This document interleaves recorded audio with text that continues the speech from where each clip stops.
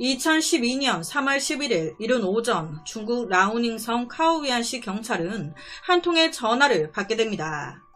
여기 사람이 죽었어요. 얼른 좀 와주세요. 사건 현장은 지극히 평범한 주택이었고 그 안에서 살충제를 마시고 숨진 여성이 발견됐습니다. 사망한 여성은 당시 43살이었던 란. 처음에 경찰은요, 스스로 목숨을 끊은 사건이라고 생각을 했습니다.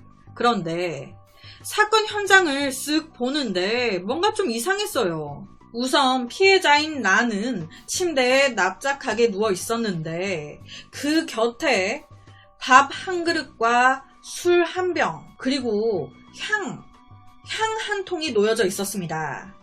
그 모습이 약간 그 무당집이나 이런 곳에 가면 향 피워놓는 그런 느낌? 이거 왜 이렇게 해놓은 거야? 사망한 란의 몸에서, 입에서 선명하게 톡 쏘는 살충제 냄새가 났습니다. 그런데 여기서 또 이상한 게 분명히 이 란이 살충제를 먹고 죽은 건데, 그런데 그 살충제 통은 어딨어? 일반적으로 살충제를 먹게 되면 그 고통에 바로 손에 쥐고 있던 통을 놓게 됩니다. 그러면서 자연스럽게 사망한 시신 곁에는 통이 함께 남게 되죠. 그런데 그 통이 없다. 경찰은 집 수색을 하기 시작했고 이 살충제 통을 발견하긴 합니다. 어디서? 집 발코니 아래 바닥에서. 살충제 병을 발견한 후에 경찰은요, 더욱더 혼란스러워졌습니다. 당시 이 란의 시신은요, 남쪽에 위치한 침대방에서 발견됐어요. 그런데 정작 그 살충제 통은요, 아래층 북쪽 발코니에서 발견이 됐습니다. 남쪽 침실에서 북쪽 발코니까지의 거리는 약 10m. 그러니까 현장으로만 보면 이 란이 타들어가는 그 살충제를 먹고 막 몸부림을 치면서 살충제통을 북쪽 발코니 쪽에 던지고 죽었다? 아니면 북쪽 발코니 쪽에서 발코니에서 살충제를 먹었고 통을 거기 버리고 기어가가지고 남쪽 침대방에 가서 죽었다? 이게 솔직히 말이 안 되는 거거든요. 실제로 란의 시신 얼굴 오른쪽 뺨에 화상을 입은 1cm 정도의 갈라진 피부가 확인됐어요. 이 란이 먹은 농약, 살충제가 엄청 부식성이 강해가지고 이게 닿으면서 살이 녹아버린 거예요. 아니, 살에 닿으면 녹을 정도로 엄청 심한 농약을 마셨어요. 그 고통이 얼마나 심했겠습니까? 그리고 그거 마신 뒤에 통을 왜 던져요? 너무 아파서 뒹구느라 던질 힘도 안 됐을 텐데. 살충제, 농약을 마신 후에 느꼈을 통증의 정도는 가히 상상할 수도 없습니다. 거기다 가족들 또한 아니 어제까지도 멀쩡했던 사람이 왜 갑자기 이렇게 죽냐, 이상하다 이거예요. 그러면서 가족들은 중요한 이야기를 하나 합니다. 누군가 란을 죽인 게 분명하다. 요 며칠 란이 핸드폰만 보면 막 덜덜 떨고 매우 불안해 보였다. 어제 저녁에는 아예 핸드폰을 달고 살더라. 기분이 좋아 보이지 않았다. 이 말에 경찰은 바로 란의 핸드폰 포렌식 수사에 들어갔습니다. 그랬더니 핸드폰 문자함에 문자가 500통이 넘게 있는 거예요. 하루에 40건에서 50건 정도의 문자가 한 번호로 왔고 그 번호로 온 문자는 보름 만에 500통이 넘어갔습니다. 도대체 이거 누가 보낸 거야? 조회 결과 그 번호는요, 외국 번호였어요. 전화 소유자가 누구인지 확인이 안 되는 거예요. 그 외국 번호로 온 문자의 내용은요, 정말 끔찍했습니다. 거의 다가 욕, 협박. 가족들 또한 이 번호가 무슨 번호인지 전혀 몰랐습니다. 핸드폰을 파헤치던 경찰의 시선을 끈 한 문자가 있었는데 이 사망한 란이 문자로 저 7월 29일 날 죽으려고 하는데 괜찮을까요? 그러니까 상대방이 아니 무조건 3월 11일 날 죽어야 돼. 그리고 정말 라는 3월 11일 날 살충제를 먹고 죽었습니다. 이것만 봤을 때 알 수 있죠. 아, 이 외국 번호 이놈이 란의 죽음을 조종했구나. 란을 통제하고 있었구나. 문자 상대방은요, 계속해서 문자로 란을 재촉하고 설득했습니다. 무조건 3월 11일 날 죽어야 돼. 죽는 방법도 내가 알려줄게. 절대 실패하면 안 돼. 이건 너와 나의 비밀이야. 등등등. 라는요, 진짜 이 모든 과정을 주위에 안 알렸고요. 상대방의 말에 복종하고 있었습니다. 란 그녀는요, 마지막 자신의 죽음의 방법에 대해서도 그 발신인 상대방과 의논했어요. 문자 상대방은 3월 11일 날 수면제 79알을 먹어. 그 정도 먹으면 죽을 수 있대. 절대 이것보다 더 적게 먹으면 안 돼. 알겠지? 이 말에 라는요, 알겠어요. 그런데 나 그렇게 많은 수면제 살 수 없어요. 달라고 해도 안 줄걸요? 다른 방법은 없을까요? 이 말에 상대방은요, 다시 말합니다. 아, 그래? 그럼 디메토에이트라는 살충제를 사서 먹어. 이 말에 또 라는요, 아, 그것도 사러 갔었는데 없대요. 어떡해요? 그러니까 이 상대방은요, 아, 그래? 그럼 내가 사람 시켜서 그 살충제를 너한테 보낼게. 그거 받아서 그냥 먹으면 돼. 라고 보내요.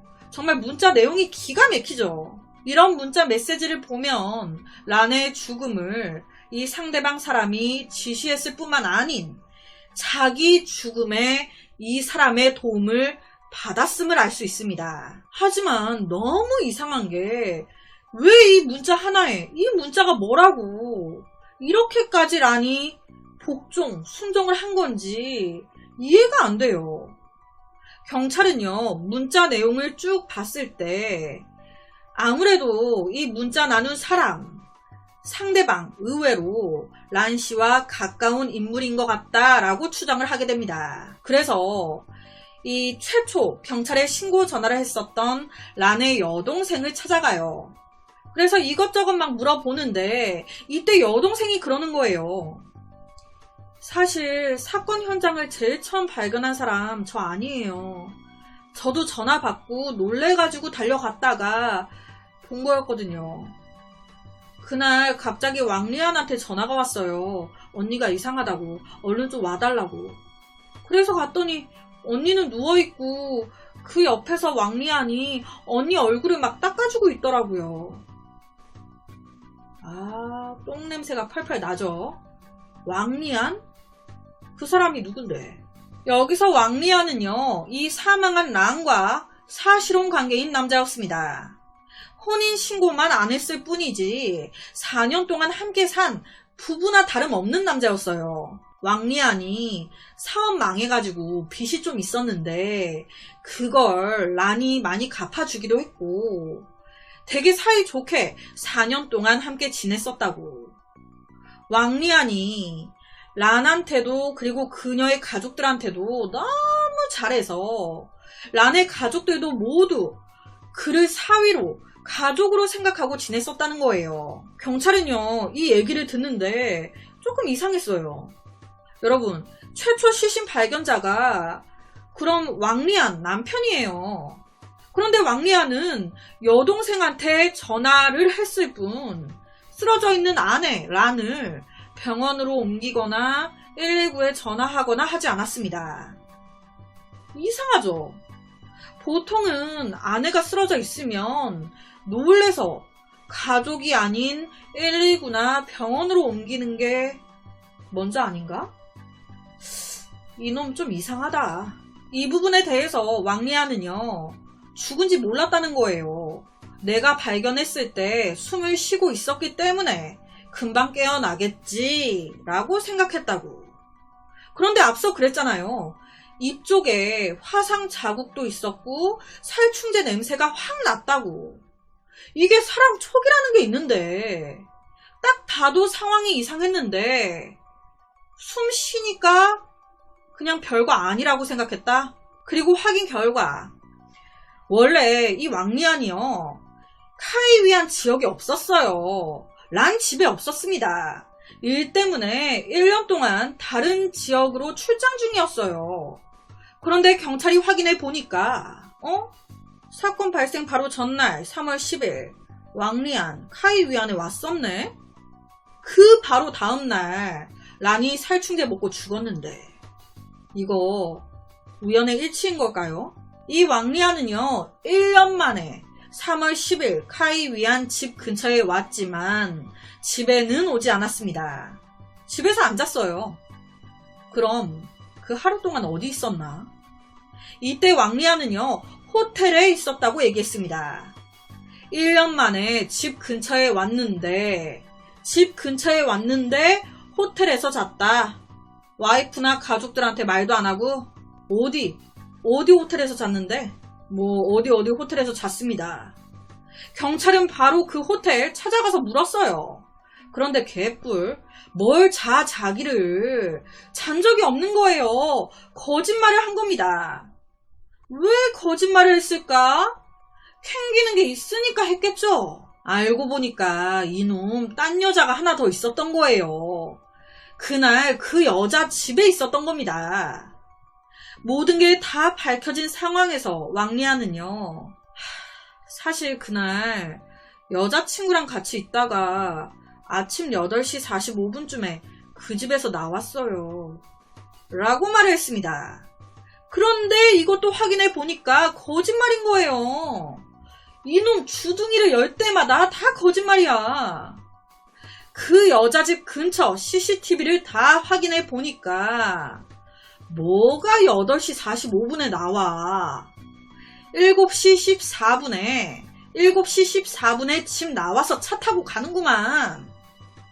아침 7시 14분 그 시간에 도로는요 차가 없었습니다. 막힘이 없어. 그러다 보니 여자친구 집에서 본처 란의 집까지는 단 15분밖에 걸리지 않았습니다.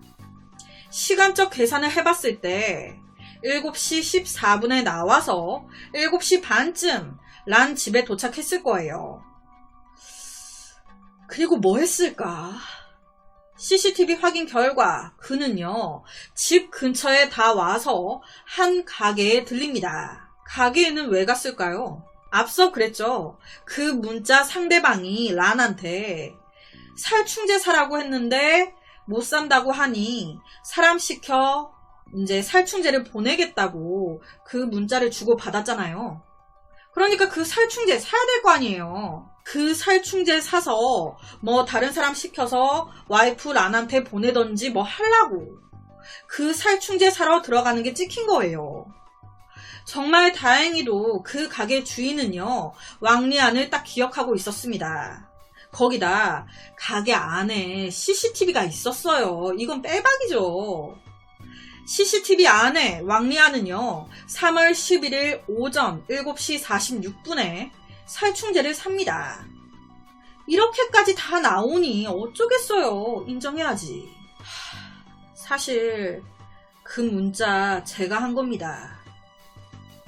와, 남편이 아내한테 죽으라고 죽는 방법 내가 알려주겠다고 막 그렇게 500통 넘게 했다는 건데 그렇다면 그는 왜 4년 동안 잘 지냈었다는 아내 란을 이렇게 죽인 걸까? 불륜이죠. 여자.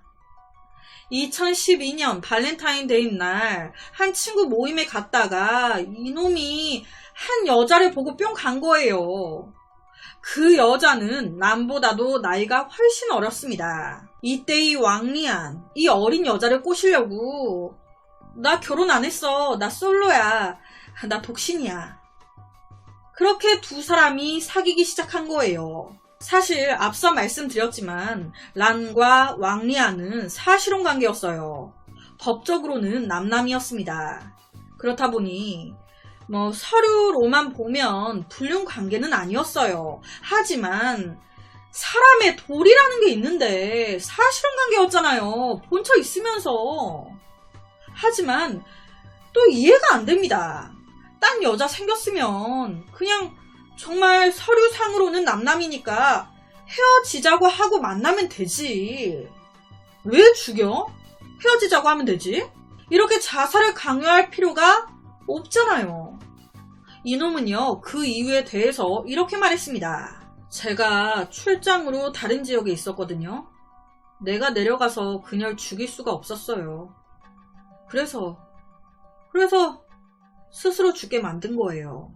당시 왕리안은요, 가진 게 하나도 없었습니다. 하지만 이 왕리안에 비해서 란은 돈이 있었어요.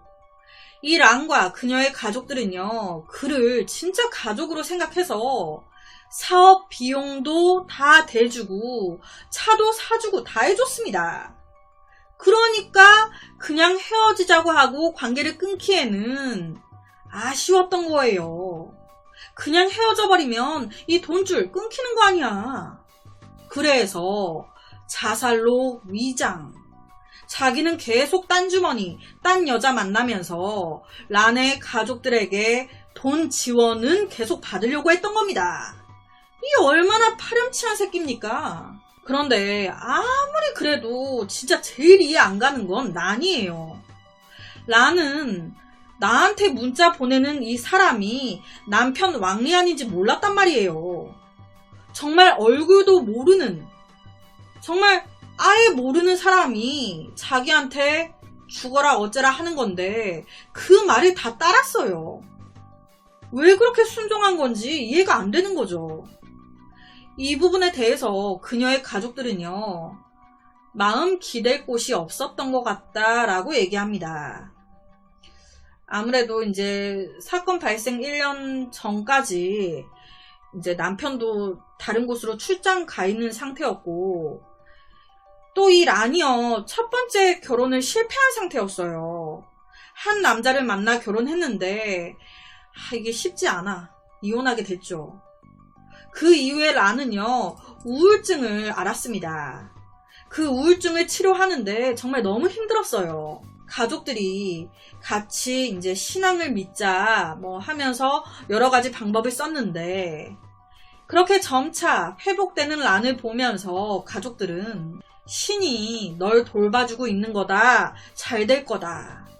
그러다 보니까 란도 좀 그런 생각을 하게 되고, 신앙이나 뭐 영적, 뭐 귀신, 신 이런 걸 믿게 된 거예요. 그러다가 왕리안을 만나게 됐고 사실혼 관계까지 갔던 건데, 왕리안은 이 점을 이용했습니다. 그리고 장시간 밖에서 일하는 편리함을 살려 익명으로 새 핸드폰을 구입하고 매일 밤 란에게 문자를 보냈죠. 자기가 신인 척, 무당인 척 연기하면서. 이때 왕리안은 요정이라는 이름을 칭하면서 그녀한테 스스로 목숨을 끊어라 라면서 재촉을 합니다. 가족을 위해 희생하라면서, 네가 죽어야 가족들이 잘 된다면서. 이 말에 혹한 란이 스스로 목숨을 끊은 거예요. 가족을 위해 희생하겠다는 마음으로. 3월 11일 사건 당일 살충제를 사들고 집으로 몰래 들어온 왕리안은 집 아래층 문에 살충제를 막 뿌려놓고 8시경 집 안에 살충제를 딱 놓고 집을 나갑니다. 아내 란이 날 못 보게끔 몰래. 란 입장에서는 전날 문자 상대방이 사람 시켜서 살충제를 보내겠다 했잖아요. 그런데 다음날 보니까 와, 진짜 집 안에 살충제가 있어. 이거 누가 둔 거야? 집에 아무도 없는데. 이렇게 된 거예요. 그렇게 그는요 10분 이상 그냥 밖을 돌아다닙니다. 그러다가 란이 살충제 먹는 그 시간에 나는 거기 없었다 라는 알리바이를 만들기 위해 오전 10시경 란한테 전화를 걸어요. 만약 이때 란이 전화를 받는다면 란이 아직 살충제를 마시지 않았다 라는 거죠. 그런데 만약 안 받는다 그러면 이건 100% 먹고 죽은 거다. 결과는 안 받네. 죽었구나. 그 후에 집에 돌아가서 죽은 란을 발견. 살충제 병을 북쪽 발코니 쪽에 가져다가 버리고 바로 그녀 여동생한테 전화해서 언니 이상하다고 연기를 했던 거예요. 와, 그렇게 이 왕리안의 재판이 열렸습니다. 그런데요, 어떻게 또 생각해보면 이 사건이 왕리안이 죽인 걸까요? 왕리안이 죽으라고 하긴 했지만 칼을 들고 죽이거나 이런 건 아니었단 말이에요. 스스로 살충제를 들고 마신 건 란 본인이었습니다. 이 왕리안 처벌받았을까요? 이게 너무 안타까운 게 제가 이 재판 결과를 계속 검색해서 찾아봤는데 사건에 대한 것만 있고 재판 결과가 없더라고요. 아무래도 미신에 근거해서 피고인이 다양한 수단을 사용, 피해자를 사망에 이르게 했기에 최종 재판 결과는 알 수 없지만 고의적 살인, 어느 정도 유죄가 인정되지 않았을까 싶은데 제가 나중에라도 알게 되면 이 영상 더보기란에 적어놓도록 하겠습니다. 이런 사건은요, 중국에서만 있는 게 아닙니다. 우리나라에서도 있었어요. 옆에 이 사건인데 너무 비슷한, 너무 안타까운 사건이에요. 위에 느낌표를 눌러주시면 바로 해당 사건으로 연결이 될 거예요. 함께 봐주시면 좋을 것 같습니다. 그래서 오늘은 제일 믿었던 사람이 제일 믿어주던 사람을 말도 안 되게 뒤통수 친 한 살인사건을 가지고 왔습니다.